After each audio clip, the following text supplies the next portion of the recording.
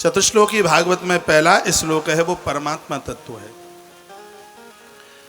चतुश्लोकी भागवत का जो दूसरा श्लोक है वो माया तत्व है।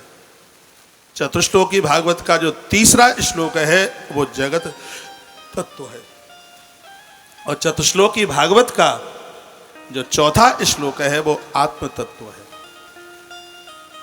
और भागवत में इन चारों का दर्शन होता है। परमात्मा तत्व भागवत में कृष्ण है, माया तत्व भागवत में तक्षक है, जगत तत्व भागवत में परीक्षित है और आत्म तत्व भागवत में गुरुदेव सुखदेव मुनि है। चार श्लोकों में चार चीजें बताई हैं। पहले श्लोक में कृष्ण की बात करी, दूसरे श्लोक में तक्षक यानी माया की बात करी, तीसरे श्लोक में परीक्षित यानी जगत की बात करी और चौथे श्लोक में आत्म तत्व यानी एक महापुरुष की, एक गुरु की, एक महापुरुष की, एक महान पुरुष की बात का जिक्र किया गया। वो श्लोक में बोल रहा हूं, अहमेवाशमेवाग्रे न निध्य सत सत परम पश्चादम यदि तक्षा योग सेत शोष्म्यम।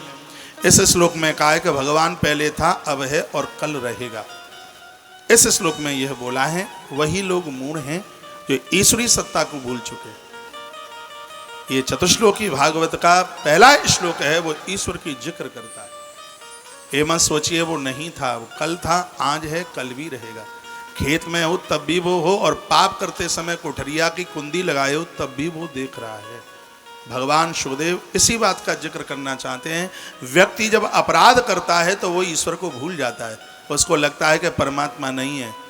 वो दिन के 12 बजे आता है तो वो आधी रात को भी आता है, क्योंकि तो आदमी आधी रात्रि को व्यसन के गर्त में डुबकी लगाता है।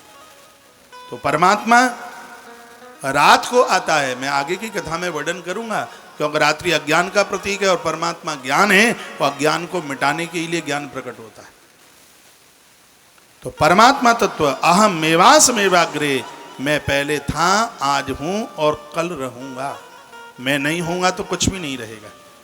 कल मैं निवेदन कर रहा था, सोना है तब ही आभूषण है, सोना नहीं होगा आभूषण की कल्पना ही नहीं की जा सकती।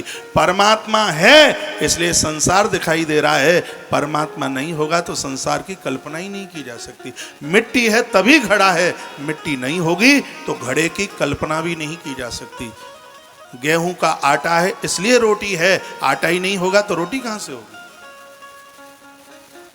ये जो भी कुछ दिखाई दे रहा है ये इस बात का परिचायक है, इस बात का रिजल्ट है कि ईश्वर है।